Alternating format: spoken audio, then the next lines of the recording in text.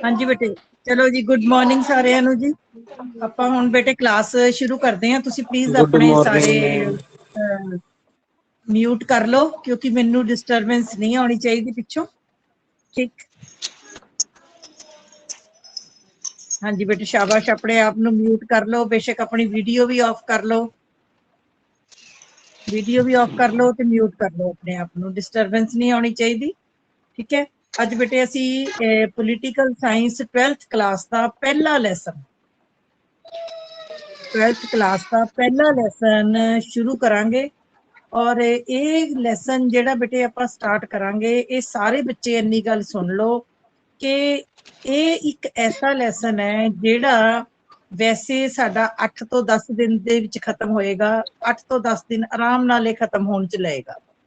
ਦੂਸਰੀ ਗੱਲ, ਇਹ ਇੱਕੋ ਇੱਕ ਇਸ ਤਰ੍ਹਾਂ ਦਾ ਲੈਸਨ ਹੈ ਜਿਹਦੇ ਇਕੱਲੇ ਇੱਕ ਲੈਸਨ ਦੇ ਵਿੱਚੋਂ ਬੋਰਡ ਦੇ ਵਿੱਚ 10 ਨੰਬਰ ਦਾ ਪੇਪਰ ਤੁਹਾਨੂੰ ਆਣਾ ਹੀ।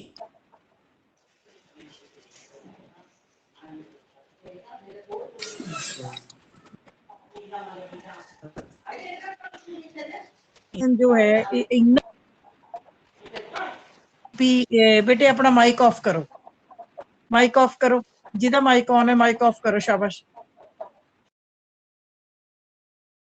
ਇਹ ਲੈਸਨ ਬੇਟੇ ਤੁਹਾਡਾ ਕੱਲਾ ਇੱਕ ਐਸਾ ਲੈਸਨ ਹੈ, ਮਤਲਬ ਤੁਸੀਂ ਇਹ ਲਾ ਲਓ ਕਿ ਤੁਹਾਡੀ ਸਾਰੀ ਕਿਤਾਬ ਇੱਕ ਪਾਸੇ ਹੈ ਤੇ ਇਹ ਕੱਲਾ ਲੈਸਨ ਤੁਹਾਡਾ ਇੱਕ ਪਾਸੇ ਹੈ। ਥੋੜਾ ਲੰਬਾ ਹੈ, ਥੋੜਾ ਟਫ ਹੈ, ਬੜੇ ਧਿਆਨ ਨਾਲ ਕਰਨ ਵਾਲਾ ਲੈਸਨ ਹੈ। ਸੋ ਇਹਨੂੰ ਬੜੇ ਧਿਆਨ ਦੇ ਨਾਲ ਮੈਂ ਲਿਖਵਾਈ ਵੀ ਜਾਵਾਂਗੀ, ਨਾਲੋਂ ਨਾਲ ਤੁਸੀਂ ਲਿਖਦੇ ਵੀ ਜਾਣਾ ਹੈ, ਨਾਲੋਂ ਨਾਲ ਤੁਸੀਂ ਸਮਝਦੇ ਵੀ ਜਾਣਾ ਹੈ। ਠੀਕ ਹੈ ਜੀ। ਸੋ ਪਹਿਲਾਂ ਆਪਣੀ ਕਾਪੀਜ਼, ਸਾਰੇ ਬੱਚਿਆਂ ਨੇ ਕਾਪੀਜ਼ ਤੇ ਆਪਣੇ ਪੈਨ ਕੱਢ ਲਓ। ਇੱਕ ਬੱਚਾ ਮੈਨੂੰ ਮਾਈਕ ਔਨ ਕਰਕੇ, ਸਿਰਫ ਇੱਕ ਬੱਚਾ ਮਾਈਕ ਔਨ ਕਰਕੇ ਮੈਨੂੰ ਇਹ ਦੱਸ ਦਿਓ ਕਿ ਮੇਰੀ ਆਵਾਜ਼ ਕਲੀਅਰ ਹੈ। हाँ जी, क्लियर है मैडम जी। बस ठीक है। हाँ, उस तो बाद हुण बेटे अपने माइक ना ऑफ ही रखना ताकि डिस्टर्बेंस ना हो। हाँ जी, पहला लेसन का नाम लिखो, राजनीतिक प्रणाली, पॉलिटिकल सिस्टम। फर्स्ट लेसन है पार्ट ए दा, राजनीतिक प्रणाली, पॉलिटिकल सिस्टम।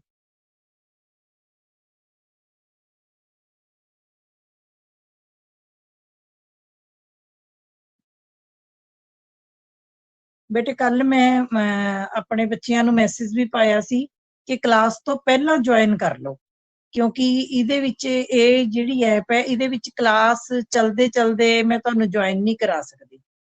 इस करके क्लास तो मैं पहला, हुण मैनूं रिक्वेस्ट भेजी जा रही है, हुण जे मैं रिक्वेस्ट एक्सेप्ट करूंगी बेटे तो उहदे नाल की होएगा कि तुहाडी क्लास ड्रॉप हो जाएगी। इस करके मैं कल दा मैसेज यही पा रही सी कि क्लास तो पहला 11 बजे तो पहला पहला अपनी रिक्वेस्ट भेज दो तां जो तुहानूं ज्वाइन कराया जा सके। ਹੁਣ ਜਿਹੜੇ ਰਹਿ ਗਏ ਆ ਸੰਜੀਵ, ਸਾਰਿਆਂ ਨੂੰ ਅੱਜ ਮੈਸੇਜ ਪਾ ਦਿਓ ਕਿ ਪਹਿਲਾਂ ਆਪਣੇ ਆਪ ਨੂੰ ਇੱਕੋ ਵਾਰੀ ਰਜਿਸਟਰ ਕਰ ਲਓ। ਤੁਹਾਡੇ ਨੋਟਿਸ ਬੋਰਡ ਦੇ ਉੱਤੇ ਤੁਹਾਡਾ ਟਾਈਮ ਕਲਾਸ ਦਾ ਆ ਜਾਏਗਾ, ਮੈਂ ਗਰੁੱਪ 'ਚ ਵੀ ਪਾ ਦਿਆ ਕਰਾਂਗੀ ਤੇ ਵਿੱਚ ਕਲਾਸ ਦੇ ਵਿੱਚ ਮੈਂ ਕਿਸੇ ਨੂੰ ਜੁਆਇਨ ਨਹੀਂ ਕਰਾ ਸਕਦੀ। ਆਟੋਮੈਟਿਕਲੀ ਤੁਸੀਂ ਜੁਆਇਨਡ ਹੋਵੋਗੇ ਜਿਹੜੇ ਬੱਚੇ ਆਲਰੇਡੀ ਰਜਿਸਟਰ ਹੋਣਗੇ। ਹਾਂਜੀ, ਹੁਣ ਅਸੀਂ ਲੈਸਨ ਕਰਾਂਗੇ ਰਾਜਨੀਤਿਕ ਪ੍ਰਣਾਲੀ। ਹਾਂਜੀ, ਸਭ ਤੋਂ ਪਹਿਲਾਂ ਛੋਟੇ ਛੋਟੇ ਪੁਆਇੰਟ ਲਿਖਾ ਰਹੀ ਹਾਂ, ਬਿੰਦੀ ਪਾ ਕੇ ਜਾਂ ਸਟਾਰ ਪਾ ਕੇ ਉਹ ਪੁਆਇੰਟ ਲਿਖਣੇ ਸ਼ੁਰੂ ਕਰੋ। सब तो पहला लिखो राजनीतिक प्रणाली। राजनीतिक प्रणाली राजनीति शास्त्र दी एक नवी धारणा है। Political system is a new concept in political science. राजनीतिक प्रणाली, पॉलिटिकल साइंस, राजनीति शास्त्र दी एक नवी धारणा है। दिवजोत तू ते गौरव बेटे इंग्लिश मीडियम च अपना पॉइंट्स नोट करी जियो, बाकी तुहाडे कोल बुक भी हैगी है। गौरव है क्लास च? हाँ जी मैम, हैगा जी। अगे बेटे लिखो कि पुराने राजनीति शास्त्र विच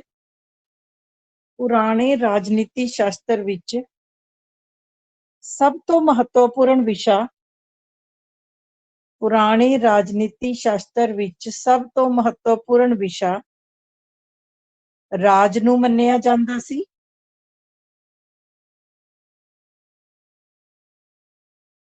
पर नवीं राजनीति शास्त्र विच सब तो महत्वपूर्ण राजनीतिक प्रणाली नूं मन्निया जांदा है।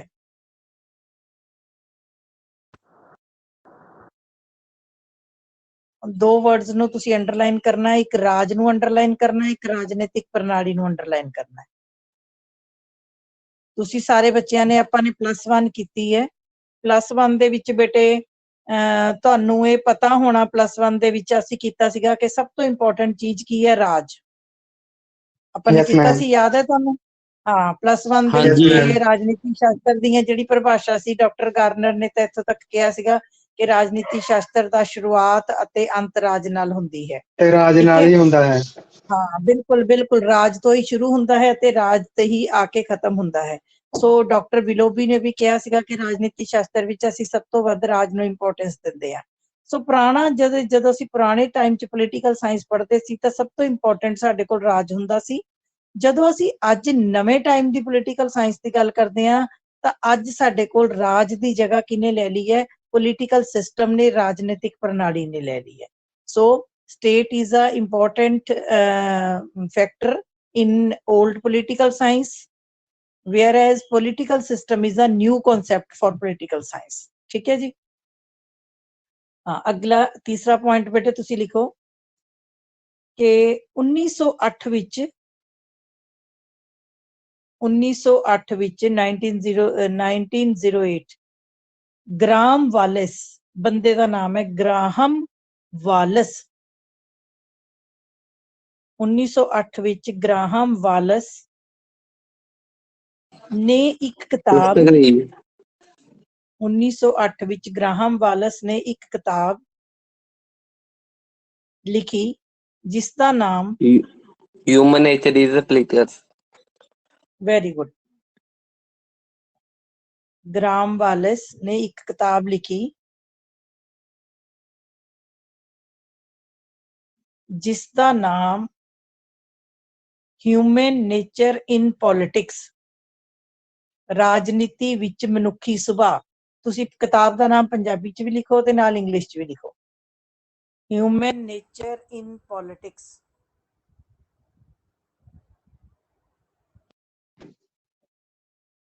राजनीति विच मनुखी सुभाव। तुहानू किताब का नाम तुहानू पेपर च आना ही आना है। ये किहने लिखी सी? ग्राहम वालिस ने। ठीक है जी, अगे लिखो अगला पॉइंट। इसे तरह एक अमरीकी विद्वान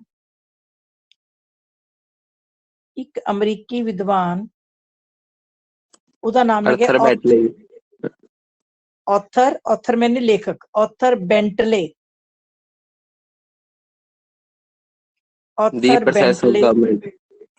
हाँ, ऑथर बेंटले ने एक किताब लिखी सी, उदी किताब का नाम है द प्रोसेस ऑफ गवर्नमेंट, शासन दी प्रक्रिया। पंजाबी च भी लिखो, इंग्लिश च भी लिखो। ऑथर बेंटले ने किताब लिखी शासन दी प्रक्रिया, द प्रोसेस ऑफ गवर्नमेंट।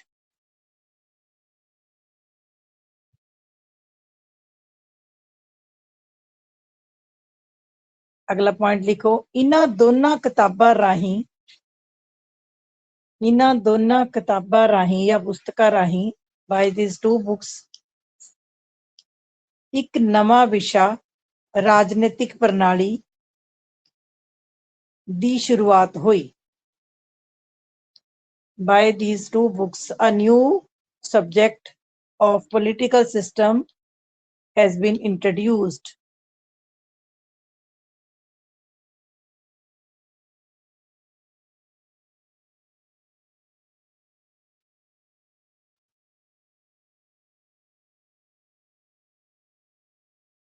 अगे लिखो अगला पॉइंट, राजनीतिक प्रणाली नू जन्म देण विच, राजनीतिक प्रणाली नू जन्म देण विच डेविड ईस्टन, ये सब नाम ने, डेविड ईस्टन, लासवेल,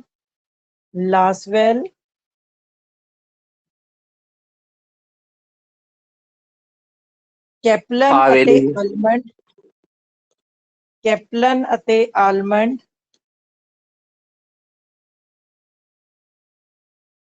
आदि विद्वानां ने भी हिस्सा पाया।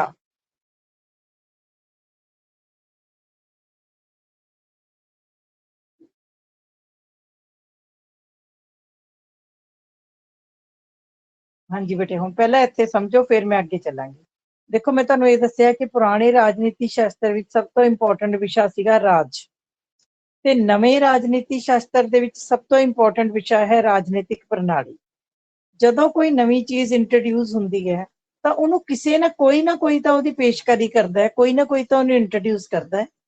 ਸੋ ਇਹ ਜਿਹੜੇ ਪੋਲੀਟੀਕਲ ਸਿਸਟਮ ਨਾਮ ਦੀ ਨਵਾਂ ਕਨਸੈਪਟ ਹੈ, ਇਹਨੂੰ ਸਭ ਤੋਂ ਪਹਿਲਾਂ ਤਾਂ ਦੋ ਕਿਤਾਬਾਂ, ਇੱਕ ਆਥਰ ਬੈਂਟਲੇ ਦੀ ਬੁੱਕ ਤੇ ਇੱਕ ਗ੍ਰਾਮ ਵਾਲਸ ਦੀ ਬੁੱਕ, ਇਹ ਦੋ ਬੁੱਕਸ ਦੇ ਵਿੱਚ ਰਾਜਨੀਤਿਕ ਪ੍ਰਣਾਲੀ ਬਾਰੇ ਗੱਲ ਕੀਤੀ ਗਈ।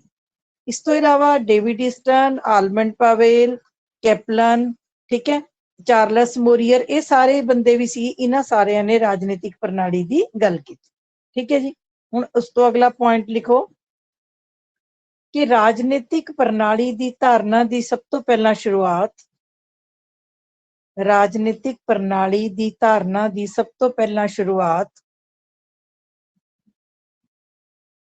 ਡੇਵਿਡ ਈਸਟਨ ਨੇ, ਡੇਵਿਡ ਈਸਟਨ ਬੰਦੇ ਦਾ ਨਾਮ ਹੈ, ਡੇਵਿਡ ਈਸਟਨ ਨੇ 1953 ਵਿੱਚ 1953, ਡੇਵਿਡ ਈਸਟਨ ਇਨ 1953, ਡੇਵਿਡ ਈਸਟਨ ਨੇ 1953 ਵਿੱਚ ਇੱਕ ਪੁਸਤਕ ਦਾ ਪੋਲੀਟੀਕਲ ਸਿਸਟਮ, ਇਹ ਬੇਟੇ ਕਿਤਾਬ ਦਾ ਨਾਮ ਹੈ, ਦਾ ਪੋਲੀਟੀਕਲ ਸਿਸਟਮ,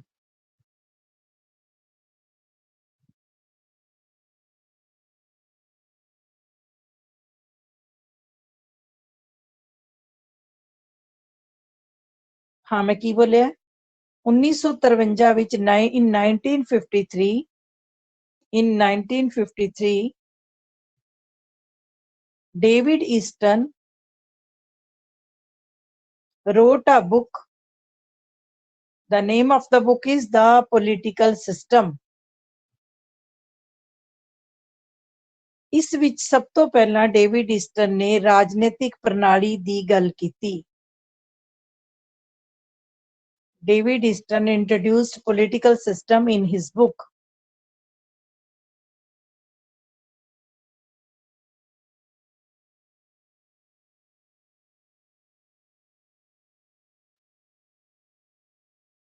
ਹੁਣ ਪਹਿਲਾਂ ਮੇਰੀ ਇੱਥੇ ਤੱਕ ਗੱਲ ਸਮਝੋ, ਪਹਿਲਾਂ ਮੈਂ ਇੱਥੇ ਹੀ ਸਮਝਾਵਾਂਗੀ ਫਿਰ ਮੈਂ ਅੱਗੇ ਚੱਲਾਂਗੀ।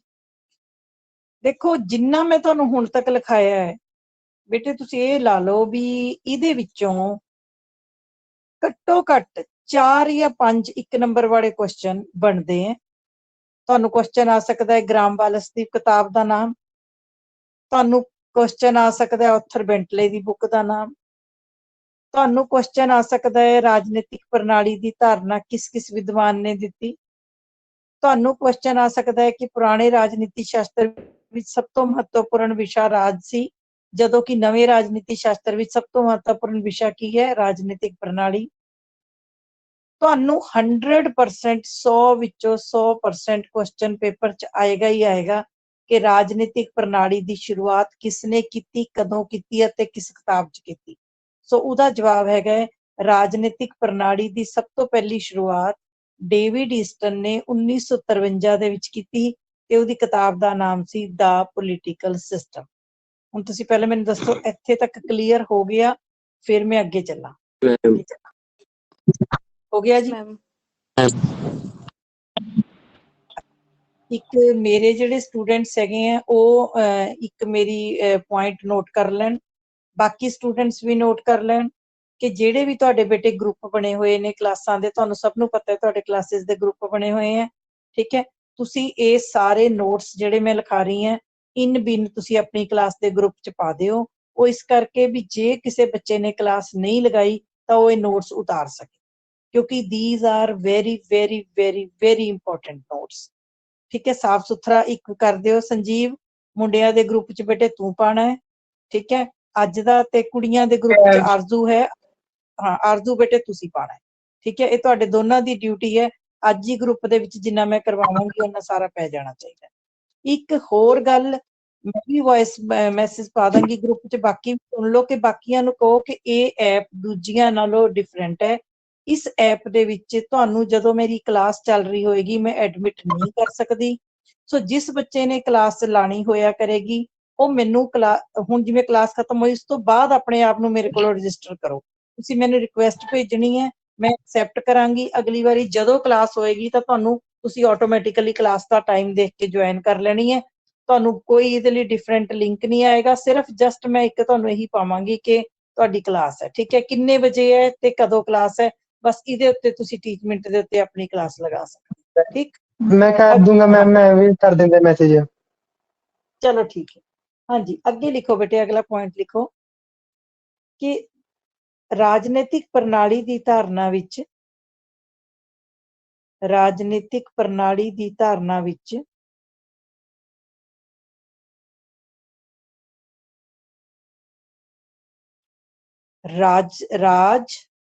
ਰਾਜਨੀਤਿਕ ਪ੍ਰਣਾਲੀ ਦੀ ਧਾਰਨਾ ਵਿੱਚ ਰਾਜ, ਸਰਕਾਰ, ਕਾਨੂੰਨ, ਸਰਕਾਰ ਦੇ ਅੰਗ, ਵਿਧਾਨਪਾਲਿਕਾ, ਕਾਰਜਪਾਲਿਕਾ, ਨਿਆਂਪਾਲਿਕਾ। ਤੁਸੀਂ ਇੰਗਲਿਸ਼ ਮੀਡੀਅਮ ਵਾਲੇ ਨਾਲੋਂ ਨਾਲ ਕਰੀ ਜਾਓ, state government, law, legislature, executive, judiciary. ਇਹਨਾਂ ਬਾਰੇ ਤਾਂ ਪੜਾਂਗੇ ਹੀ, ਇਹਨਾਂ ਬਾਰੇ ਤਾਂ ਪੜਾਂਗੇ ਹੀ, ਪਰ ਇਸ ਦੇ ਨਾਲ ਨਾਲ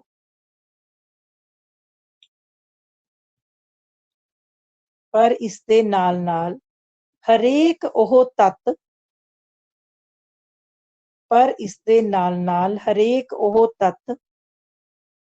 ਜੋ ਸਿੱਧੇ ਜਾਂ ਅਸਿੱਧੇ ਤੌਰ ਤੇ, ਹਰੇਕ ਉਹ ਤੱਤ ਜੋ ਸਿੱਧੇ ਜਾਂ ਅਸਿੱਧੇ ਤੌਰ ਤੇ ਰਾਜਨੀਤੀ ਨੂੰ ਪ੍ਰਭਾਵਿਤ ਕਰਦਾ ਹੈ,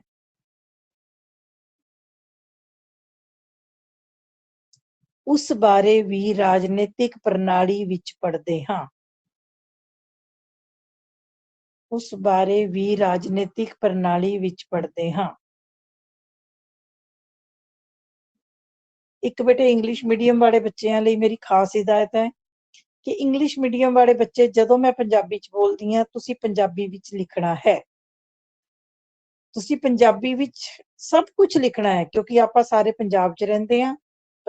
ਪੰਜਾਬੀ ਸਾਡੀ ਮਦਰ ਟੰਗ ਹੈ, ਸਾਰੇ ਬੱਚਿਆਂ ਨੂੰ ਪੰਜਾਬੀ ਆਉਂਦੀ ਹੈ। ਤੁਸੀਂ ਪੰਜਾਬੀ ਚ ਜੋ ਮੈਂ ਬੋਲ ਰਹੀ ਹਾਂ ਤੁਸੀਂ ਲਿਖਣਾ ਹੈ। ਨਾਲ ਜਦੋਂ ਮੈਂ ਇੰਗਲਿਸ਼ ਚ ਬੋਲਦੀ ਹਾਂ ਤਾਂ ਤੁਸੀਂ ਇੰਗਲਿਸ਼ ਦੇ ਵਿੱਚ ਨਾਲ ਲਿਖ ਸਕਦੇ ਹੋ, ਤੁਸੀਂ ਆਪਣੀ ਬੁੱਕ ਚੋਂ ਵੀ ਪੜ੍ਹ ਸਕਦੇ ਹੋ, ਪਰ ਜਦੋਂ ਮੈਂ ਪੰਜਾਬੀ ਚ ਬੋਲ ਰਹੀ ਹਾਂ ਤਾਂ ਤੁਸੀਂ ਨਾਲ ਨਾਲ ਲਿਖਣਾ ਹੈ। ਠੀਕ ਹੈ ਜੀ। ਹੁਣ ਮੈਂ ਇੰਗਲਿਸ਼ ਚ ਵੀ ਬੋਲ ਦੇਣੀ ਹੈ ਕਿ ਇਨ ਪੋਲੀਟੀਕਲ ਸਿਸਟਮ, ਬਾਕੀ ਬੱਚੇ ਵੀ ਸੁਣ ਲਓ, ਤੁਹਾਡੀ ਇੰਗਲਿਸ਼ ਥੋੜੀ ਜਿਹੀ ਇੰਪਰੂਵ ਹੋ ਜਾਏਗੀ। In political system we study about state, government, law, organs of government, and moreover all the factors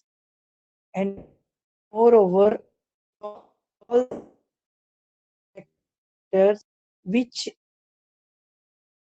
directly or indirectly politics, we study all these in political.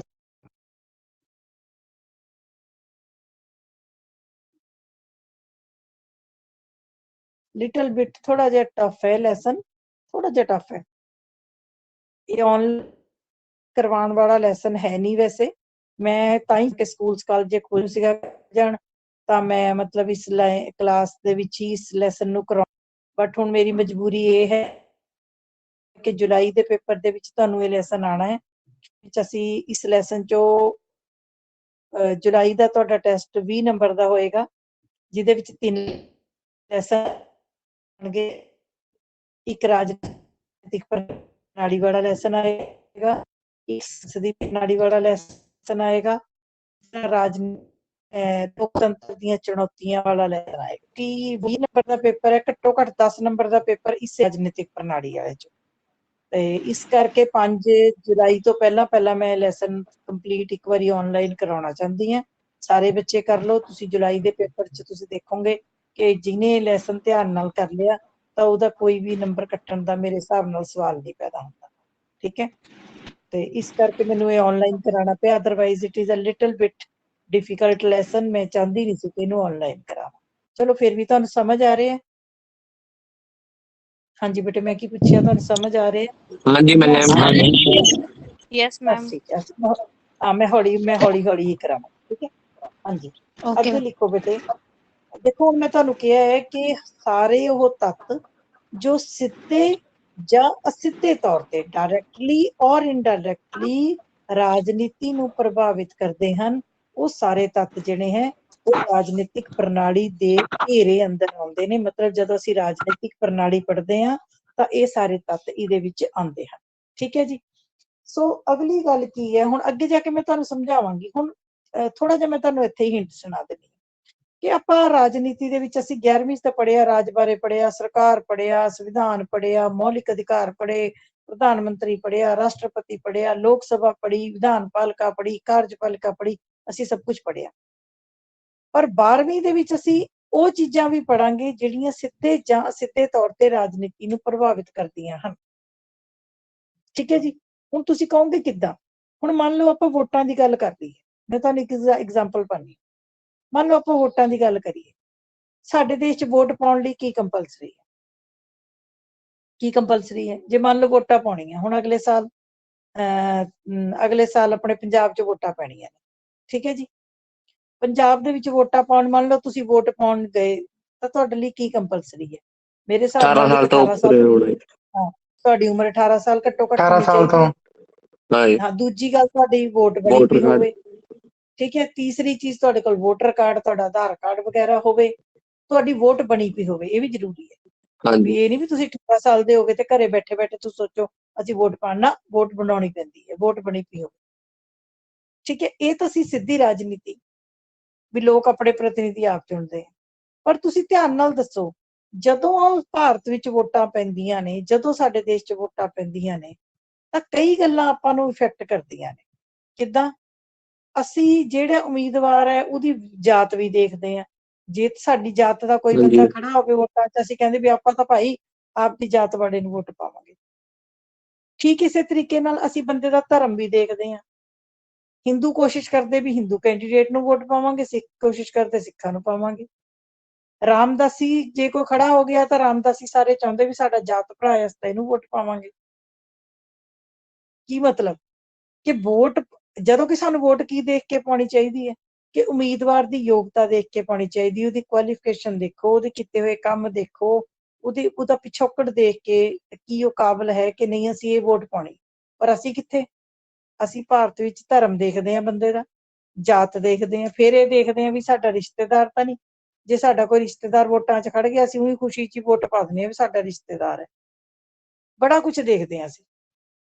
So political system ਕੀ ਕਹਿੰਦਾ ਹੈ ਕਿ ਹਰ ਉਹ ਚੀਜ਼ ਜੋ ਰਾਜਨੀਤੀ ਨੂੰ ਇਫੈਕਟ ਕਰ ਰਹੀ ਹੈ, ਰਾਜਨੀਤੀ ਦੇ ਉੱਤੇ ਆਪਣਾ ਅਸਰ ਪਾ ਰਹੀ ਹੈ, ਉਹ ਸਾਰੀਆਂ ਚੀਜ਼ਾਂ ਅਸੀਂ ਕਿੱਥੇ ਪੜਾਂਗੇ? ਪੋਲੀਟੀਕਲ ਸਿਸਟਮ ਦੇ ਵਿੱਚ ਪੜ੍ਹਦੇ ਹਾਂ। ਹਰ ਉਹ ਗੱਲ, ਹਰ ਉਹ ਚੀਜ਼ ਜੋ ਸਿੱਧੇ ਜਾਂ ਅਸਿੱਧੇ ਤੌਰ ਤੇ ਰਾਜਨੀਤੀ ਨੂੰ ਪ੍ਰਭਾਵਿਤ ਕਰ ਰਹੀ ਹੈ, ਉਹਦਾ ਸੰਬੰਧ ਕਿਹਦੇ ਨਾਲ ਹੈ? ਪੋਲੀਟੀਕਲ ਸਿਸਟਮ ਦੇ ਨਾਲ ਹੈ। ਬਾਕੀ ਇਹ ਜਿਹੜਾ ਲੈਸਨ ਹੈ ਬੇਟੇ, ਇਹ there are so many examples ਦੇ ਨਾਲ ਹੀ ਇਹ ਸਮਝ ਆਉਣਾ ਹੈ। ਇਹ ਲੈਸਨ ਜਿਸ ਬੱਚੇ ਨੇ, ਮੁੱਕਦੀ ਗੱਲ ਇਹ ਵੀ ਇਹ ਲੈਸਨ, ਪਹਿਲੀ ਗੱਲ ਹੁਣ ਮੇਰੀ ਅੱਜ ਹੀ ਸੁਣ ਲਓ ਪਹਿਲੀ ਕਲਾਸ 'ਚ, ਕਿ ਇਹ ਜਿਹੜਾ ਲੈਸਨ ਹੈ ਬੱਚੇ ਤੁਹਾਡਾ, ਇਹ 8 ਤੋਂ 10 ਕਲਾਸਾਂ ਦੇ ਵਿੱਚ ਮੁੱਕੇਗਾ। ਇਸ ਤੋਂ ਪਹਿਲਾਂ ਮੈਂ ਪਾਹਾ ਨਹੀਂ ਵੱਢਦੀ, ਮੈਨੂੰ ਘੱਟੋ ਘੱਟ 10 ਕਲਾਸਾਂ ਚਾਹੀਦੀਆਂ, 8 ਤਾਂ ਚਾਹੀਦੀਆਂ ਜ਼ਰੂਰ।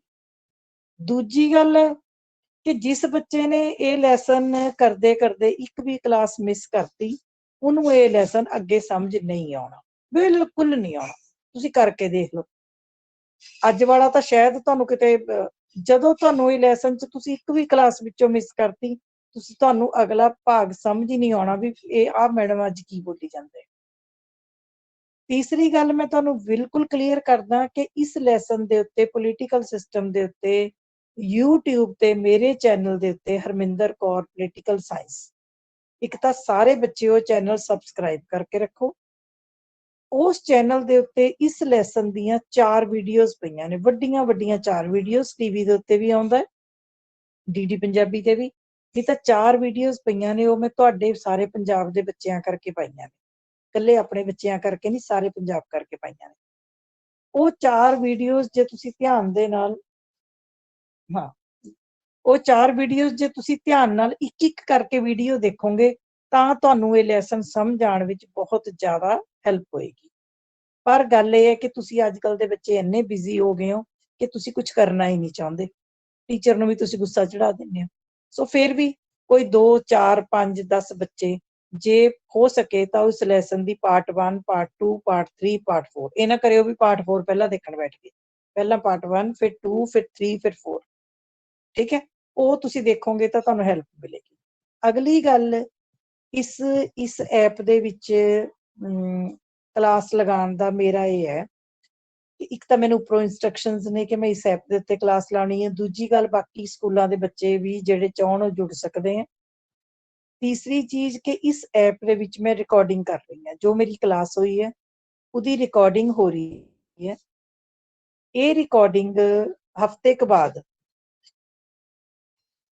ਇਹ ਰਿਕਾਰਡਿੰਗ ਕੋਸ਼ਿਸ਼ ਕਰੂੰਗੀ ਮੈਂ ਸ਼ਨੀ ਐਤਵਾਰ ਨੂੰ ਰਿਕਾਰਡਿੰਗ ਚੈਨਲ ਦੇ ਉੱਤੇ ਹੀ ਪੈ ਜਾਏਗੀ।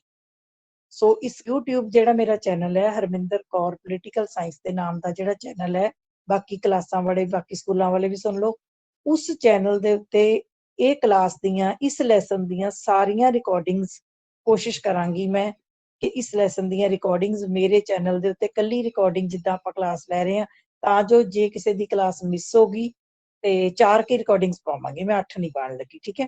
ਸੋ ਅੱਬਲ ਤੁਸੀਂ ਕਲਾਸ ਲਾਓ। ਸੋ ਇਹ ਤੁਸੀਂ ਰਿਕਾਰਡਿੰਗ ਬਾਅਦ ਦੇ ਵਿੱਚ YouTube ਚੈਨਲ ਤੇ ਵੀ ਦੇਖ ਸਕਦੇ ਹੋ।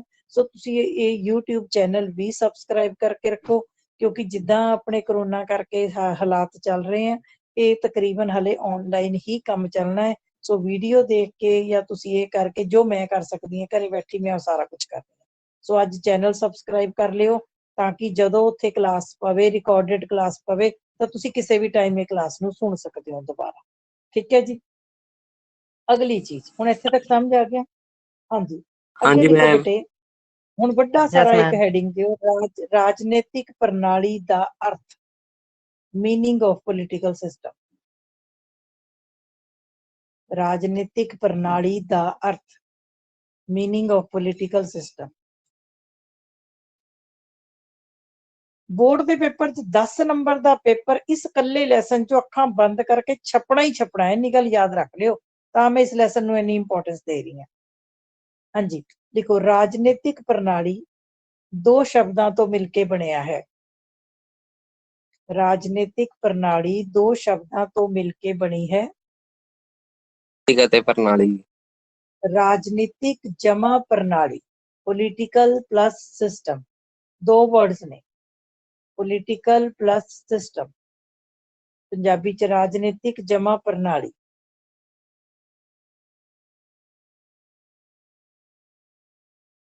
ਹੁਣ 2 ਅੱਖਰ ਨੇ, ਇਹਨਾਂ ਦੇ ਅਰਥ ਆਪਾਂ ਕਰਨਾ ਹੈ, ਠੀਕ ਹੈ ਜੀ। ਹੁਣ ਅਗਲਾ ਪੁਆਇੰਟ ਕਰੋ, ਰਾਜਨੀਤਿਕ ਦਾ ਅਰਥ ਹੈ, ਮੈਂ ਪੰਜਾਬੀ 'ਚ ਬੋਲਾਂਗੀ, ਰਾਜਨੀਤਿਕ ਦਾ ਅਰਥ ਹੈ, ਰਾਜਨੀਤਿਕ ਸ਼ਬਦ ਨੂੰ ਅੰਡਰਲਾਈਨ ਮਾਰ ਲਓ, ਰਾਜਨੀਤਿਕ ਦਾ ਅਰਥ ਹੈ, ਲਿਖੋ, ਉਚਿਤ, ਕਾਨੂੰਨੀ, ਨਿਯਮਿਤ, ਜਬਰ ਸ਼ਕਤੀ।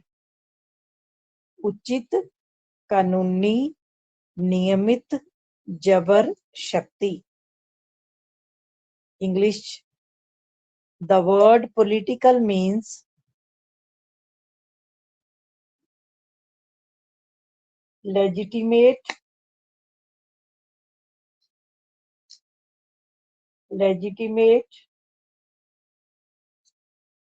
physical,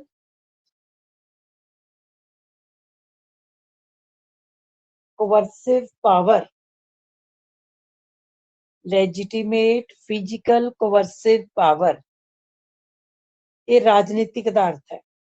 ਹੁਣ ਤੁਹਾਨੂੰ 1 ਨੰਬਰ ਦੇ ਵਿੱਚ 100 ਵਾਰੀ, 1000 ਵਾਰੀ, ਕਰੋੜ ਵਾਰੀ ਇਹ ਕੁਐਸਚਨ ਆਣਾ ਹੀ ਆਣਾ ਹੈ ਕਿ ਰਾਜਨੀਤਿਕ ਸ਼ਬਦ ਦਾ ਅਰਥ ਦੱਸੋ। ਤਾਂ ਕੀ ਹੈ? ਉਚਿਤ, ਕਾਨੂੰਨੀ, ਨਿਯਮਿਤ, ਜਬਰ ਸ਼ਕਤੀ। ਜਬਰ ਸ਼ਕਤੀ।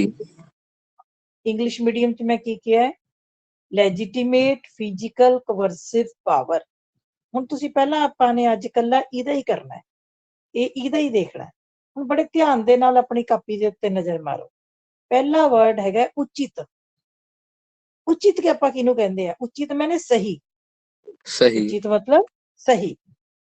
ਦੂਜਾ ਵਰਡ ਹੈਗਾ ਕਾਨੂੰਨੀ। ਕਾਨੂੰਨੀ ਮੈਨੇ ਉਹ ਗੱਲ ਜਿਹੜੀ ਕਾਨੂੰਨ ਦੇ ਅਨੁਸਾਰ ਹੋਵੇ। ਉਚਿਤ ਮਤਲਬ ਸਹੀ ਹੋਵੇ, ਕਾਨੂੰਨੀ ਮਤਲਬ ਕਾਨੂੰਨ ਦੇ ਅਨੁਸਾਰ ਹੋਵੇ, ਲੈਜੀਟੀਮੇਟ ਹੋਵੇ। ਤੀਸਰੀ ਨਿਯਮਿਤ। ਨਿਯਮਿਤ ਮੈਨੇ ਨਿਯਮ ਦੇ ਅਨੁਸਾਰ ਹੋਵੇ। 3 ਅੱਖਰ ਹੈ। ਉਚਿਤ। ਇਹ ਬੇਟੇ ਬੰਦ ਕਰੋ ਆਪਣਾ ਮਾਈਕ। ਕਿਰਨਜੋਤ ਆਪਣਾ ਮਾਈਕ ਆਫ ਕਰੋ ਬੇਟੇ। ਕਿਰਨਜੋਤ ਆਪਣਾ ਮਾਈਕ ਆਫ ਕਰੋ। बंद कर लो यार, हमें डिस्टर्ब हो रहे हैं। माइक ऑफ करो। ਕਰ ਲਓ। ਹਾਂਜੀ, ਉਚਿਤ, ਕਾਨੂੰਨੀ, ਨਿਯਮਿਤ 3 ਅੱਖਰ ਹੈ। ਹੁਣ ਬੜੇ ਧਿਆਨ ਨਾਲ ਮੇਰੀ ਗੱਲ ਸਮਝਿਓ। ਜਿਹੜੀ ਗੱਲ ਉਚਿਤ ਹੈ, ਉਚਿਤ ਮੈਨੇ ਸਹੀ ਹੈ, ਉਹ ਗੱਲ ਕਾਨੂੰਨ ਅਨੁਸਾਰ ਵੀ ਸਹੀ ਹੋਵੇਗੀ। ਉਹ ਗੱਲ ਨਿਯਮ ਅਨੁਸਾਰ ਵੀ ਸਹੀ ਹੋਏਗੀ। ਹੁਣ ਤੁਸੀਂ ਦੱਸੋ 3 ਚੀਜ਼ਾਂ ਨੇ। ਜੇ ਨਿਯਮ ਅਨੁਸਾਰ ਚੱਲਣਾ ਚਾਹੀਦਾ ਹੈ ਕਿ ਨਿਯਮ ਤੋਂ ਬਾਹਰ ਚੱਲਣਾ ਚਾਹੀਦਾ ਹੈ? ਹਾਂਜੀ, ਨਿਯਮ ਅਨੁਸਾਰ ਚੱਲਣਾ ਚਾਹੀਦਾ। ਨਿਯਮ ਅਨੁਸਾਰ ਚੱਲਣਾ ਚਾਹੀਦਾ। ਹੁਣ ਦੇਖੋ, ਆ ਬੰਦਾ ਹੈ, ਮੈਂ ਐਗਜ਼ਾਮਪਲ ਦਿੰਦੀ ਹੁੰਦੀ, ਇੱਕ ਬੰਦਾ ਹੈ ਜਿਹੜਾ ਨਿਯਮ ਤੋੜਦਾ। ਕੁਦਰਤ ਕਦੇ ਨਿਯਮ ਨਹੀਂ ਤੋੜਦੀ। ਕੁਦਰਤ ਪਰਮਾਤਮਾ ਦੀ ਬਣਾਈ ਹੋਈ ਕੁਦਰਤ ਵਿੱਚ ਇੱਕ ਬੰਦਾ ਜਿਹੜਾ ਕੰਮ ਖਰਾਬ ਕਰਦਾ, ਜਿਹੜਾ ਨਿਯਮ ਤੋੜਦਾ। ਕੁਦਰਤ ਕਦੇ ਨਿਯਮ ਨਹੀਂ ਤੋੜਦੀ। ਸੂਰਜ ਦੇ ਚੜ੍ਹਨ ਦਾ ਸਮਾਂ ਹੈ, ਚੰਦਰਮਾ ਦਾ ਸਮਾਂ ਹੈ, ਹਵਾ ਦਾ ਇੱਕ ਤਰੀਕਾ ਹੈ, ਆਕਸੀਜਨ ਬਣਨ ਦਾ ਇੱਕ ਤਰੀਕਾ ਹੈ, ਪੇੜ ਪੌਦੇ। ਇਹ ਕਦੇ ਨਹੀਂ ਐ ਹੁੰਦਾ ਵੀ ਅੱਜ ਸੂਰਜ ਕਵੇ ਵੀ ਅੱਜ ਮੈਂ ਤਾਂ ਭਾਈ ਲੇਟ ਉੱਠਣਾ, ਚੰਦਰਮਾ ਨੂੰ ਕਹੇ ਵੀ ਤੂੰ ਚੜ ਜੀ, ਜਿਹੜੇ ਵੇਲੇ ਚੜ੍ਹਨਾ ਮੈਂ ਤਾਂ ਨਹੀਂ ਚੜ੍ਹਦਾ। ਏਦਾਂ ਨਹੀਂ ਹੁੰਦਾ। ਪਰਮਾਤਮਾ ਦਾ ਜਾਂ ਨਦੀਆਂ ਸੋਚਣ ਵੀ ਅਸੀਂ ਨੀਵੇਂ ਵੱਲ ਨੂੰ ਵਗਣ ਦੀ ਬਜਾਏ ਅਸੀਂ ਤਾਂ ਭਾਈ ਉੱਪਰ ਵੱਲ ਨੂੰ ਵਗਾਂਗੀਆਂ, ਨਹੀਂ। ਜਾਂ ਕਦੇ ਤੁਸੀਂ ਸੁਣਿਆ ਹੋਵੇ ਵੀ ਹੁਣ ਪੌਦਿਆਂ ਨੇ ਕਹਿਤਾ ਵੀ ਅਸੀਂ ਆਕਸੀਜਨ ਨਹੀਂ ਛੱਡਣੀ, ਅਸੀਂ ਤਾਂ ਕਾਰਬਨ ਡਾਈਆਕਸਾਈਡ ਛੱਡਾਂਗੇ। ਨਾ, ਕਦੇ ਵੀ ਨਹੀਂ। ਪਰਮਾਤਮਾ ਦੀ ਬਣਾਈ ਹੋਈ ਹਰੇਕ ਚੀਜ਼ ਨਿਯਮ ਦੇ ਵਿੱਚ ਚੱਲਦੀ ਹੈ। ਇਹ ਸਿਰਫ ਇੱਕ ਬੰਦਾ ਜਿਹੜਾ ਨਿਯਮ ਤੋੜਦਾ, ਜਦੋਂ ਕਿ ਸਾਨੂੰ ਨਿਯਮ 'ਚ ਚੱਲਣਾ ਚਾਹੀਦਾ। ਜੇ ਆਪਾਂ ਨਿਯਮ 'ਚ ਚੱਲਾਂਗੇ, ਰੂਲਸ ਦੇ ਅਕੋਰਡਿੰਗ ਚੱਲਾਂਗੇ, ਤਾਂ ਉਹ ਗੱਲ ਸਹੀ ਹੋਏਗੀ ਕਿ ਗਲਤ? ਸਹੀ। ਅਗਲੀ ਗੱਲ, ਜਿਹੜੀ ਗੱਲ ਕਾਨੂੰਨ ਦੇ ਵਿੱਚ ਲਿਖੀ ਹੈ, ਉਹ ਗੱਲ ਸਹੀ ਹੁੰਦੀ ਹੈ ਕਿ ਗਲਤ? ਦੱਸੋ ਜੀ। ਸਹੀ ਹੁੰਦੀ ਹੈ। ਸਹੀ ਹੁੰਦੀ ਹੈ। ਕਾਨੂੰਨ ਹਮੇਸ਼ਾ ਸਹੀ ਗੱਲਾਂ ਨੂੰ ਲੈ ਕੇ ਬਣਦੇ ਨੇ। ਹਾਂ, ਉਹ ਗੱਲ ਅੱਡ ਹੈ ਵੀ ਅਸੀਂ ਕਾਨੂੰਨ ਤੋੜ ਦਈਏ, ਉਹ ਤਾਂ ਸਾਡੀ ਮਰਜ਼ੀ ਹੈ ਨਾ, ਪਰ ਕਾਨੂੰਨ ਹਮੇਸ਼ਾ ਸਹੀ ਗੱਲਾਂ ਨੂੰ ਲੈ ਕੇ ਬਣਦੇ। ਹੁਣ ਕਾਨੂੰਨ ਕਹਿੰਦਾ ਵੀ ਜਿੱਥੇ ਰੈੱਡ ਲਾਈਟ ਆ ਗਈ, ਉਹ ਆਪਾਂ ਤੁਸੀਂ ਰੁਕ ਜਾਓ ਭਾਈ। ਹੁਣ ਉਹ ਤਾਂ ਅਸੀਂ ਹੈ ਰੈੱਡ ਲਾਈਟ 'ਚ ਠਾਹ ਕਰਕੇ ਗੱਡੀ ਕੱਢਦੇ ਆ। ਉਹਦੇ ਨਾਲ ਕੀ ਹੈ? ਉਹਦੇ ਨਾਲ ਕੀ ਹੈ? ਆਪ ਮਰੀਏ ਨਾ ਮਰੀਏ, ਜਿਹੜਾ ਵਿਚਾਰਾ ਆਪਣੀ ਗ੍ਰੀਨ ਲਾਈਟ ਤੇ ਆ ਰਿਹਾ ਉਹਨੂੰ ਮਰਦੇ, ਉਹਦੇ ਵਿੱਚ ਵੱਜਾਂਗੇ।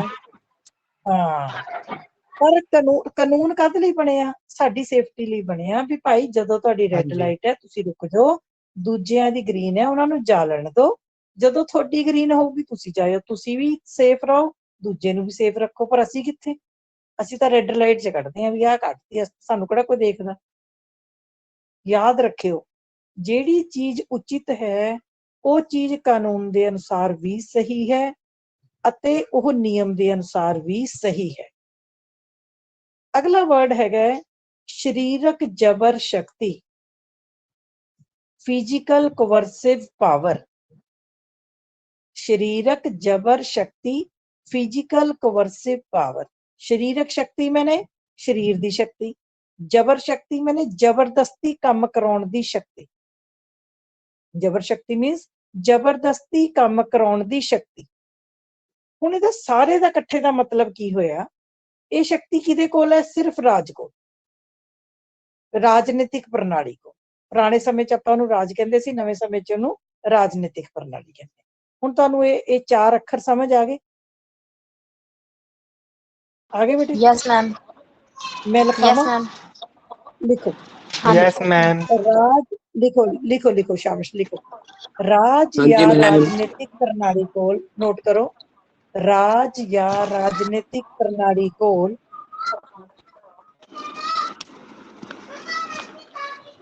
ਕਾਨੂੰਨ ਬਣਾਉਣ ਦੀ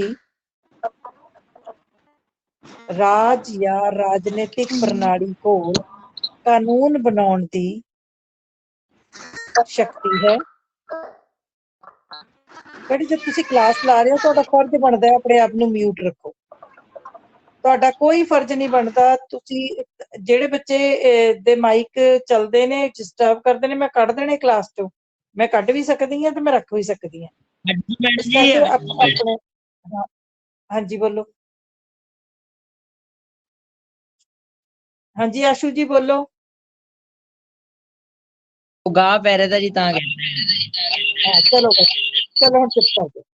ਲਿਖੋ ਰਾਜ ਜਾਂ ਰਾਜਨੀਤਿਕ ਪ੍ਰਣਾਲੀ ਕੋਲ ਕਾਨੂੰਨ ਬਣਾਉਣ ਦੀ ਸ਼ਕਤੀ ਹੁੰਦੀ ਹੈ।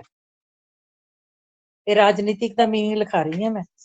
ਰਾਜ ਜਾਂ ਰਾਜਨੀਤਿਕ ਪ੍ਰਣਾਲੀ ਕੋਲ ਕਾਨੂੰਨ ਬਣਾਉਣ ਦੀ ਸ਼ਕਤੀ ਹੁੰਦੀ ਹੈ।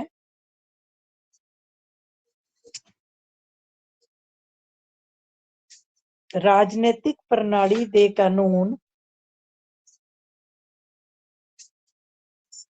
ਰਾਜਨੀਤਿਕ ਪ੍ਰਣਾਲੀ ਦੇ ਕਾਨੂੰਨ ਨਿਯਮ ਅਨੁਸਾਰ ਹੁੰਦੇ ਹਨ, ਉਚਿਤ ਹੁੰਦੇ ਹਨ, ਸਹੀ ਹੁੰਦੇ ਹਨ ਅਤੇ ਸਾਰਿਆਂ ਨੂੰ ਮੰਨਣੇ ਪੈਂਦੇ ਹਨ। ਕਹਿੰਦਾ ਰਾਜਨੀਤਿਕ ਜੋ ਪ੍ਰਣਾਲੀ ਜੋ ਕਾਨੂੰਨ ਬਣਾਉਂਦੀ ਹੈ ਉਹ ਕਾਨੂੰਨ ਕੀ ਹੁੰਦੇ ਹਨ? ਲੀਗਲ ਹੁੰਦੇ ਹਨ। These laws are legal. These laws are legitimate. And everybody has to obey these laws. ਅਤੇ ਸਾਰਿਆਂ ਨੂੰ ਮੰਨਣੇ ਪੈਂਦੇ ਹਨ। ਅੱਗੇ ਲਿਖੋ, ਜੇਕਰ ਕੋਈ ਵਿਅਕਤੀ ਇਹਨਾਂ ਕਾਨੂੰਨਾਂ ਦੀ ਪਾਲਣਾ ਨਹੀਂ ਕਰਦਾ, ਜੇਕਰ ਕੋਈ ਵਿਅਕਤੀ ਇਹਨਾਂ ਕਾਨੂੰਨਾਂ ਦੀ ਪਾਲਣਾ ਨਹੀਂ ਕਰਦਾ ਜਾਂ ਕਾਨੂੰਨਾਂ ਦੀ ਉਲੰਘਣਾ ਕਰਦਾ ਹੈ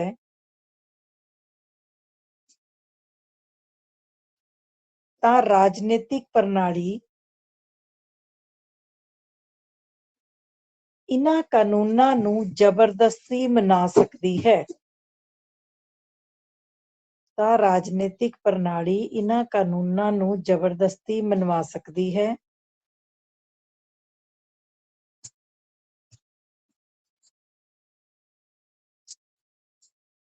ਦੰਡ ਦੇ ਸਕਦੀ ਹੈ,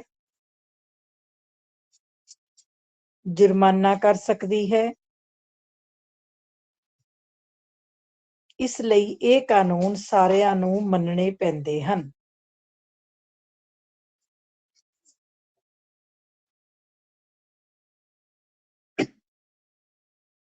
The laws made by a political system are legitimate, legal.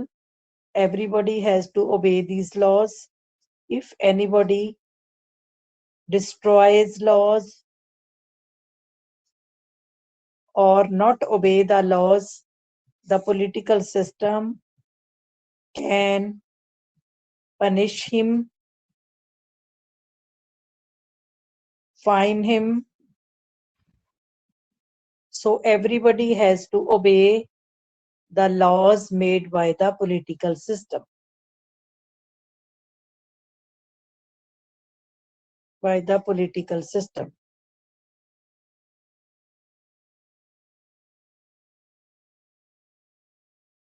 ਹਾਂਜੀ ਹੁਣ ਮੈਂ ਸਮ ਅਪ ਕਰ ਰਹੀ ਹਾਂ, ਹੁਣ ਧਿਆਨ ਨਾਲ ਸੁਣ ਲਿਓ। ਰਾਜਨੀਤਿਕ ਦਾ ਅਰਥ ਕੀ ਹੋਇਆ? ਹੁਣ ਨਿਚੋੜ ਕੀ ਨਿਕਲਿਆ? ਰਾਜਨੀਤਿਕ ਦਾ ਅਰਥ ਕੀ ਹੈ? ਕਿ ਕਾਨੂੰਨ ਬਣਾਉਣ ਦੀ ਸ਼ਕਤੀ ਕਿਹਦੇ ਕੋਲ ਹੈ? ਰਾਜ ਕੋਲ ਹੈ, ਰਾਜਨੀਤਿਕ ਪ੍ਰਣਾਲੀ ਕੋਲ ਹੈ। ਰਾਜ ਜਾਂ ਰਾਜਨੀਤਿਕ ਪ੍ਰਣਾਲੀ ਜਿਹੜੇ ਕਾਨੂੰਨ ਬਣਾਉਂਦੀ ਹੈ ਉਹ ਕਾਨੂੰਨ ਸਹੀ ਹੁੰਦੇ ਹਨ, ਉਚਿਤ ਹੁੰਦੇ ਹਨ, ਨਿਯਮਾਨੁਸਾਰ ਹੁੰਦੇ ਹਨ ਅਤੇ ਸਾਰਿਆਂ ਨੂੰ ਮੰਨਣੇ ਪੈਂਦੇ ਹਨ। ਜੇਕਰ ਕੋਈ ਇਹਨਾਂ ਕਾਨੂੰਨਾਂ ਦੀ ਪਾਲਣਾ ਨਹੀਂ ਕਰਦਾ ਜਾਂ ਉਲੰਘਣਾ ਕਰਦਾ ਹੈ ਤਾਂ ਸਰੀਰਕ ਜ਼ਬਰ ਸ਼ਕਤੀ ਮੈਨੇ ਰਾਜਨੀਤਿਕ ਪ੍ਰਣਾਲੀ ਜ਼ਬਰਦਸਤੀ ਆਪਣੇ ਕਾਨੂੰਨ ਮਨਵਾ ਸਕਦੀ ਹੈ। ਜੇਕਰ ਕੋਈ ਨਹੀਂ ਮੰਨਦਾ, ਹੁਣ ਮੰਨ ਲਓ ਪ੍ਰਣਾਲੀ ਨੇ ਕਾਨੂੰਨ ਬਣਾਏ ਹੋਏ ਨੇ ਵੀ ਕੋਈ ਕਿਸੇ ਨੂੰ ਮਾਰੇਗਾ ਨਹੀਂ, ਹੱਤਿਆ ਨਹੀਂ ਕਰੇਗਾ। ਹੁਣ ਜੇ ਕਿਸੇ ਬੰਦੇ ਨੇ ਦੂਜੇ ਬੰਦੇ ਦਾ ਖੂਨ ਕਰਤਾ ਤਾਂ ਫਿਰ ਕੀ ਹੁੰਦਾ ਹੈ? ਉਹਨੂੰ ਸਜ਼ਾ ਮਿਲਦੀ ਹੈ, ਉਹਨੂੰ ਜੇਲ੍ਹ ਮਿਲਦੀ ਹੈ, ਉਹਨੂੰ ਫਾਂਸੀ ਮਿਲਦੀ ਹੈ। ਪ੍ਰਣਾਲੀ ਦੇ ਕਾਨੂੰਨ ਮੰਨਣੇ ਪੈਂਦੇ ਹਨ। ਮੰਨ ਲਓ ਤੁਹਾਨੂੰ ਰੈੱਡ ਲਾਈਟ ਦੇ ਉੱਤੇ ਰੁਕਣਾ ਹੈ, ਸਰਕਾਰ ਨੇ ਕਹਿਤਾ ਵੀ ਰੈੱਡ ਲਾਈਟ ਤੇ ਰੁਕਣਾ ਹੈ, ਠੀਕ ਹੈ, ਉਹ ਠੀਕ ਹੈ, ਤੁਹਾਡੇ ਲਈ ਹੈ, ਤੁਹਾਡੀ ਸੇਫਟੀ ਲਈ ਹੈ, ਠੀਕ ਹੈ, ਕਾਨੂੰਨ ਠੀਕ ਹੈ। ਜੇ ਆਪਾਂ ਰੈੱਡ ਲਾਈਟ ਦੇ ਉੱਤੇ ਨਿਕਲਦੇ ਹਾਂ ਤਾਂ ਪੁਲਿਸ ਸਾਨੂੰ ਖੜ ਕੇ ਜੁਰਮਾਨਾ ਦੇ ਸਕਦੀ ਹੈ, ਜੁਰਮਾਨਾ ਭਰਨਾ, ਚਲਾਨ ਕੱਟਿਆ ਜਾ ਸਕਦਾ ਹੈ। ਸਰਕਾਰ ਕਹਿੰਦੀ ਹੈ ਤੁਸੀਂ ਆਪਣਾ ਇਨਕਮ ਟੈਕਸ ਭਰੋ, ਜਿਨ੍ਹਾਂ ਦਾ ਇਨਕਮ ਹੁੰਦੀ ਹੈ ਇਨਕਮ ਟੈਕਸ ਭਰਨਾ। ਜੇ ਕੋਈ ਬੰਦਾ ਇਨਕਮ ਟੈਕਸ ਨਹੀਂ ਭਰਦਾ ਤਾਂ ਇਨਕਮ ਟੈਕਸ ਵੱਲੋਂ ਉਹਨੂੰ ਜੁਰਮਾਨਾ ਕੀਤਾ ਜਾ ਸਕਦਾ ਹੈ, ਸਜ਼ਾ ਕੀਤੀ ਜਾ ਸਕਦੀ ਹੈ। ਕੀ ਮਤਲਬ? ਪ੍ਰਣਾਲੀ ਜੋ ਕਾਨੂੰਨ ਬਣਾਉਂਦੀ ਹੈ, ਕਹਿੰਦਾ ਉਹ ਹੁੰਦੇ ਸਹੀ ਹੈ, ਕਾਨੂੰਨ ਸਹੀ ਹੁੰਦੇ ਨੇ, ਉਚਿਤ ਹੁੰਦੇ ਨੇ, ਨਿਯਮਾਂ ਅਨੁਸਾਰ ਹੁੰਦੇ ਨੇ, ਸਾਰਿਆਂ ਨੂੰ ਮੰਨਣੇ ਪੈਂਦੇ ਹਨ। ਪਰ ਜੇਕਰ ਕੋਈ ਨਹੀਂ ਮੰਨਦਾ ਜਾਂ ਉਹਨਾਂ ਦੀ ਉਲੰਘਣਾ ਕਰਦਾ ਹੈ ਤਾਂ ਪ੍ਰਣਾਲੀ ਕੋਲ ਇੰਨੀ ਕੁ ਪਾਵਰ ਹੁੰਦੀ ਹੈ ਕਿ ਉਹ ਜ਼ਬਰਦਸਤੀ ਆਪਣੇ ਕਾਨੂੰਨ ਬਣਾ ਸਕਦੀ ਹੈ, ਸਜ਼ਾ ਦੇ ਸਕਦੀ ਹੈ, ਦੰਡ ਦੇ ਸਕਦੀ ਹੈ, ਜੇਲ੍ਹ ਕਰ ਸਕਦੀ ਹੈ, ਫਾਈਨ ਕਰ ਸਕਦੀ ਹੈ। ਭਾਵ ਮੁੱਕਦੀ ਗੱਲ ਇਹ ਕਿ ਰਾਜਨੀਤਿਕ ਪ੍ਰਣਾਲੀ ਦੇ ਕਾਨੂੰਨ ਸਾਰਿਆਂ ਨੂੰ ਮੰਨਣੇ ਪੈਂਦੇ ਹਨ। ਆ ਗਈ ਮੇਰੀ ਗੱਲ ਸਮਝ? ਹੁਣ ਇਹ ਦੱਸੋ ਵੀ ਰਾਜਨੀਤਿਕ ਦਾ ਅਰਥ ਸਮਝ ਆ ਗਈ? ਬਸ ਅੱਜ ਅਸੀਂ ਇੰਨਾ ਹੀ ਕਰਨਾ, ਫਿਰ ਜੇ ਮੈਂ ਜ਼ਿਆਦਾ ਕਰਾਤਾ ਫਿਰ ਤੁਹਾਡਾ ਕੰਮ ਖਰਾਬ ਹੋ ਜਾਣਾ, ਠੀਕ ਹੈ? ਅੱਜ ਇੰਨਾ ਹੀ ਕਰਨਾ ਹੈ। ਹੋ ਸਕੇ ਤਾਂ ਵੀਡੀਓ ਦਾ ਪਾਰਟ 1 ਜਿਹੜਾ ਹੈ ਉਹ ਅੱਜ ਇੱਕ ਵਾਰੀ ਸੁਣ ਲਿਓ। ਫਿਰ ਮੈਂ ਤੁਹਾਨੂੰ ਦੱਸ ਰਹੀ ਹਾਂ ਕਿ ਸ਼ਨੀਵਾਰ ਐਤਵਾਰ ਜਦੋਂ ਮੇਰੇ ਹਸਬੈਂਡ ਕੋਲ ਟਾਈਮ ਹੋਏਗਾ, ਬੇਟੇ ਮੈਂ ਤੁਹਾਡਾ ਇਹ ਕਲਾਸ ਦੀ ਰਿਕਾਰਡਿੰਗ YouTube ਚੈਨਲ ਤੇ, ਆਪਣੇ ਚੈਨਲ ਤੇ ਪਾ ਵੀ ਦੇਵਾਂਗੀ। ਦੇਖੋ ਬੇਟੇ, ਮੈਂ ਤੁਹਾਨੂੰ ਇੱਕ ਗੱਲ ਜ਼ਰੂਰ ਸਾਰੇ ਬੱਚਿਆਂ ਨੂੰ ਕਵਾਂਗੀ, ਮੇਰੇ ਬੱਚੇ ਵੀ ਵਿੱਚ ਹੀ ਹੈ, ਬਾਹਰ ਦੇ ਵੀ ਵਿੱਚ ਹੀ ਹੈ। ਜੇ ਤਾਂ ਕਿਸੇ ਬੱਚੇ ਨੇ ਪੜ੍ਹਨਾ ਹੈ, ਜੇ ਕੋਈ ਪੜ੍ਹਨਾ ਚਾਹੁੰਦਾ ਤਾਂ ਉਹਦੇ 100 ਤਰੀਕੇ ਹੈ। ਉਹ ਵੀਡੀਓ ਵੀ ਦੇਖ ਲੂਗਾ, ਉਹ ਕਲਾਸ ਵੀ ਲਾ ਲੂਗਾ, ਉਹ ਕਿਸੇ ਦੇ ਘਰੋਂ ਜਾ ਕੇ ਵੀ ਸਮਝ ਆਊਗਾ, ਉਹ ਕਿਸੇ ਤੋਂ ਕਾਪੀ ਵੀ ਮੰਗ ਲੂਗਾ, ਉਹ YouTube ਚੈਨਲ ਵੀ ਸਬਸਕ੍ਰਾਈਬ ਕਰ ਲੂਗਾ, ਉਹ ਇਕੱਲਾ ਬੈਠ ਕੇ ਸੁਣ ਵੀ ਲਊਗਾ। ਜਿਹਨੇ ਪੜ੍ਹਨਾ ਉਹਦੇ ਲਈ 100 ਤਰੀਕੇ ਹੈ, ਤੇ ਜਿਨ੍ਹਾਂ ਨੇ ਨਹੀਂ ਪੜ੍ਹਨਾ ਉਹਨਾਂ ਲਈ 100 ਬਹਾਨੇ ਹੈ। ਮੈਡਮ ਜੀ ਮੇਰਾ ਫੋਨ ਨਹੀਂ ਚੱਲਦਾ, ਮੈਡਮ ਜੀ ਅੱਜ ਮੈਂ ਕਿਤੇ ਗਈ ਹੋਈ ਸੀ ਜੀ, ਨਹੀਂ ਜੁਆਇਨ ਹੋਈ ਜੀ, ਅੱਜ ਜੀ ਮੈਂ ਕੰਮ ਫਲਾਣੇ ਨੂੰ ਕਿਹਾ ਸੀ ਜੀ, ਮੈਨੂੰ ਆਇਆ ਨਹੀਂ ਜੀ। ਸੋ ਮੈਂ ਕਦੇ ਵੀ ਬਹਾਨਿਆਂ 'ਚ ਵਿਸ਼ਵਾਸ ਨਹੀਂ ਰੱਖਦੀ। ਇਹ ਤਾਂ ਮੈਂ ਬਹਾਨੇ ਲਾ ਸਕਦੀ ਹਾਂ ਵੀ ਬੇਟੇ ਇੰਝ ਸੀ, ਮੈਂ ਤਾਂ ਕਲਾਸ ਨਹੀਂ ਲਾਈ। ਇੱਕ ਦਿਨ ਬਹਾਨਾ ਹੋ ਸਕਦਾ ਹੈ, 2 ਦਿਨ ਹੋ ਸਕਦੇ, ਹਮੇਸ਼ਾ ਨਹੀਂ ਹੋ ਸਕਦੇ। ਸੋ ਇਹ ਤੁਹਾਡੀ ਲਾਈਫ ਹੈ, ਤੁਹਾਡੀ 12ਵੀਂ ਕਲਾਸ ਹੈ, ਤੁਹਾਡੇ 'ਚੋਂ ਜਿਹੜੇ ਪੜ੍ਹਨਾ ਚਾਹੁੰਦੇ ਨੇ ਬੜੇ ਸ਼ੌਂਕ ਨਾਲ ਪੜ੍ਹਨ, ਜਿਹੜੇ ਨਹੀਂ ਪੜ੍ਹਨਾ ਚਾਹੁੰਦੇ ਬੇਸ਼ੱਕ ਨਾ ਪੜ੍ਹਨ। ਪਰ ਇੰਨੀ ਗੱਲ ਦੇਖ ਲਿਓ ਕਿ ਜਦੋਂ ਜੁਲਾਈ ਦੇ ਪੇਪਰ ਹੋਣੇ ਆ, ਜੇ 20 'ਚੋਂ 2 ਨੰਬਰ ਆਉਣਗੇ ਮੈਂ 2 ਲਾਉਂਗੀ, ਔਰ ਮੈਂ ਆਨਲਾਈਨ ਪੇਪਰ ਲੈਣਾ ਹੀ ਨਹੀਂ। ਸਰਕਾਰ ਬੇਸ਼ੱਕ ਆਨਲਾਈਨ ਪੇਪਰ ਕਵੇ, ਮੈਂ 12ਵੀਂ ਕਲਾਸ ਦਾ ਪੇਪਰ ਆਪਦੇ ਕੋਲ ਬਿਠਾ ਕੇ ਲੈਣਾ ਹੈ। ਇੰਨੀ ਗੱਲ ਮੇਰੇ ਸਟੂਡੈਂਟਸ ਇਸ ਗੱਲ ਨੂੰ ਪੱਲੇ ਬੰਨ ਲਿਓ। ਮੈਂ ਬਹੁਤ ਬਿੰਗਾ ਬੰਦਾ ਹੈ, ਪੜ੍ਹਾਉਣ ਵੇਲੇ ਮੈਂ ਬਹੁਤ ਪਿਆਰ ਨਾਲ ਪੜ੍ਹਾਉਂਦੀ ਹਾਂ, ਪਰ I am very much strict. ਸਾਰਾ ਪੰਜਾਬ ਆਨਲਾਈਨ ਪੇਪਰ ਦਊਗਾ, ਮੈਂ ਨਹੀਂ ਲੈਣਾ। ਆਪਣੇ ਦੋਸਤਾਂ ਸਹੇਲੀਆਂ ਨੂੰ ਸੁਨੇਹਾ ਦੇ ਦਿਓ, ਮੈਂ ਆਫਲਾਈਨ ਸਕੂਲ 'ਚ 23 ਤਰੀਕ ਨੂੰ 24 ਨੂੰ ਸਕੂਲ ਖੁੱਲ ਜਾਣੇ, ਮੈਂ ਤੁਹਾਡਾ ਪੋਲੀਟੀਕਲ ਸਾਇੰਸ ਦਾ ਪੇਪਰ 12ਵੀਂ ਦਾ ਆਪਣੇ ਸਾਹਮਣੇ ਬਿਠਾ ਕੇ ਲੈਣਾ ਹੈ। ਕਰੋਨਾ ਹੈ, ਜੋ ਮਰਜ਼ੀ ਹੈ, ਚਾਹੇ ਦੂਰ ਦੂਰ ਬਿਠਾ ਕੇ ਪੇਪਰ ਲਵਾਂ, ਮੈਂ ਸਕੂਲ ਬਿਠਾ ਕੇ ਪੇਪਰ ਲੈਣਾ।